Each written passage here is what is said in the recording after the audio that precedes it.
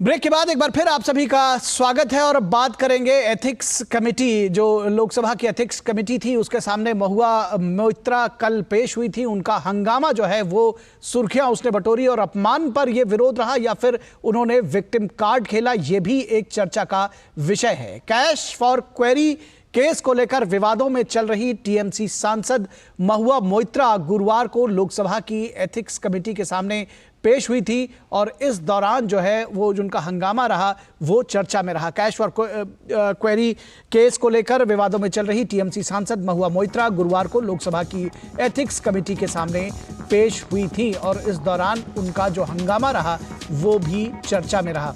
इस दौरान ethics committee के सवालों और महुआ के जवाब से विवाद हल होने के बजाय और भी गहरा हो गया।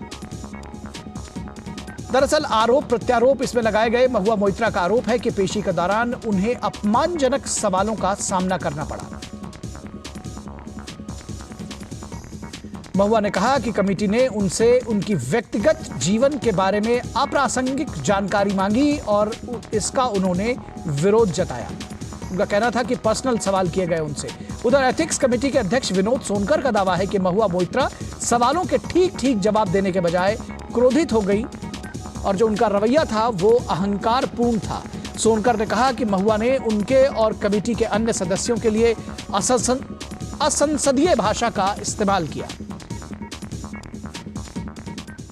सोनकर ने कहा कि सभी विकल्प दिए जाने के बावजूद महुआ मोइत्रा ने बेवजह हंगामा खड़ा कर कार्यवाही को बाधित किया और वो कार्रवाई से बाहर निकल गई। पूरे मुद्दे पर कहा जा रहा है कि महुआ इस विमर्श को बदलना चाहती हैं दरअसल और विक्टिम कार्ड खेलकर सवालों से किनारा करना चाह रही हैं। महुआ मोइत्रा ने खुद भी माना है कि उन्होंने अपना गोपनीय संसदीय लॉगिन पासवर्ड शेयर किया था। हीरानंदानी से गिफ्ट लेने की बात भी महुआ मोइत्रा ने कबूली है। तो ऐसे में सवाल यह उठता है कि क्या महुआ लोकसभा की आचार समिति पर आरोप लगाकर सवालों से बचने की रणनीति अपना रही हैं, क्योंकि यही सवाल बार बार सामने लेकर आए जा रहे हैं। और आचार समिति के सामने पेशी के दौरान जो आचार समिति के अध्यक्ष थे उन्होंने महुआ मोइत्रा के रवैयों को लेकर के सवाल उठाए। क्या कुछ कहा विनोद सोनकर ने, आइए सुनते हैं। महुआ मोइत्रा से केवल वही प्रश्न किए गए जो उनके ऊपर एलिगेशन है।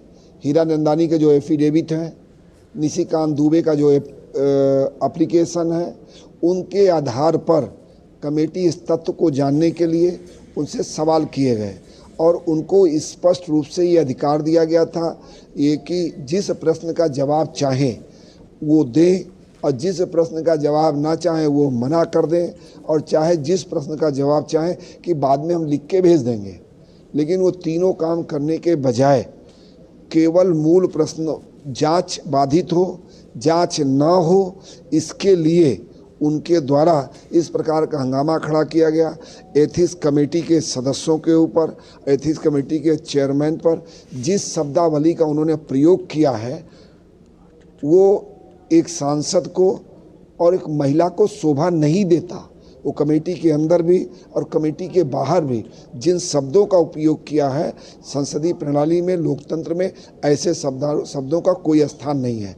उनका उद्देश्य मूल रूप से था कि मूल प्रश्नों के जवाब से बच के और ये किसी तरह से जांच को बाधित किया जाए और इस विषय को बखेड़ा किया जाए, उसी को आधार लेके वो वॉकआउट कर गए। और उससे ज़्यादा दुर्भाग्यपूर्ण है जो वहाँ पर बहुजन समाज पार्टी के सांसद थे, जेडीयू के सांसद थे और जो कांग्रेस के सांसद थे, सीपीएम के सांसद थे, सब लोगों का केवल एक ही उद्देश्य था, एन केन प्रकेन इस जांच को बाधा डालना और इस जांच को ना हो।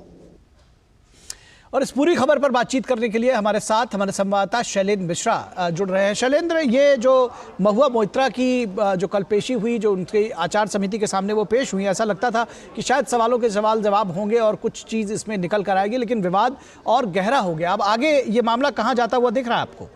देखिए, अब ये एथिक्स कमेटी को फैसला करना है कि आगे वो कब बैठक बुलाती है। और चूंकि जब महुआ मोइत्रा कल बाहर आई हंगामा करते हुए, उसके बाद भी एथिक्स कमेटी के तमाम सदस्य बैठक में बैठे रहे और आगे क्या कुछ उस पर विचार किया जाना है उस पर चर्चा करते रहे।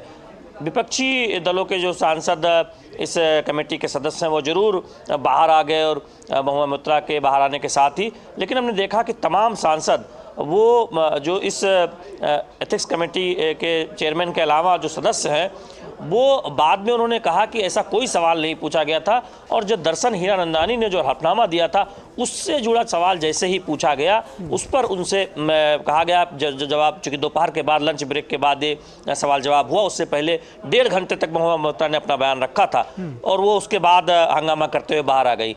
निशिकांत दुबे पर आरोप लगाया। निशिकांत दुबे ने एक बड़ी प्रेस कॉन्फ्रेंस करके सिलसिलेवार तरीके से कल ही जवाब दिया।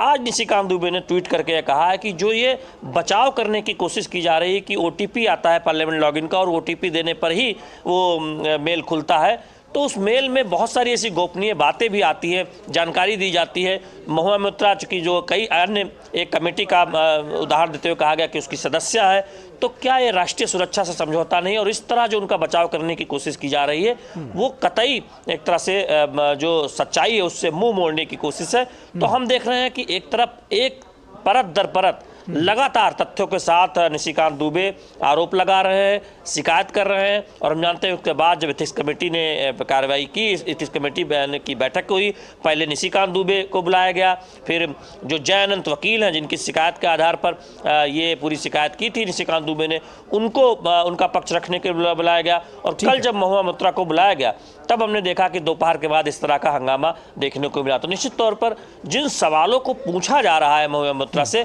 उस पर जवाब देने के बजाय वो हंगामा उन्होंने कल किया, और जिस तरह से कल सबने देखा कि वो बाहर आई और जो आरोप लगाया गया वो निश्चित तौर पर ये दिखाता है कि शायद जो सवाल उनसे पूछे जा रहे हैं उसका जवाब नहीं है महुआ मोइत्रा के पास। ये आरोप भी हमने देखा कि कई सदस्यों ने एक तरह से कहा इस बात को। अपराजिता सारंगी ने कहा, इसके साथ ही साथ राजदीप रॉय ने भी इस बात को कहा कि जो सवाल उनसे पूछे जा रहे थे वो हलफनामे से जुड़े हुए थे, जो खुद दर्शन हीरानंदानी अपने हलफनामे ने कहा है। ऐसे में महुआ मोइत्रा का आक्रामक होना, भड़कना, आपत्तिजनक बातें कहना, और कुछ एथिक्स कमेटी के सदस्यों ने इस तरह से मेज ठोकी जो संसदीय आचरण के अनुकूल नहीं था, तो ये दिखाता है कि शायद जवाब नहीं है महुआ मोइत्रा के पास, और कुछ सदस्य राजनीति खेल रहे हैं इसमें। ठीक है, बहुत शुक्रिया शैलेंद्र इस तमाम बातचीत और जानकारी के लिए। और रुकेंगे एक छोटे से ब्रेक के लिए। ब्रेक के बाद जब वापस लौटेंगे तो चर्चा करेंगे कर्नाटक की सियासत की कि क्या कांग्रेस में मुख्यमंत्री को लेकर खींचतान कब तक जारी रहेगी। रुकेंगे ब्रेक के लिए।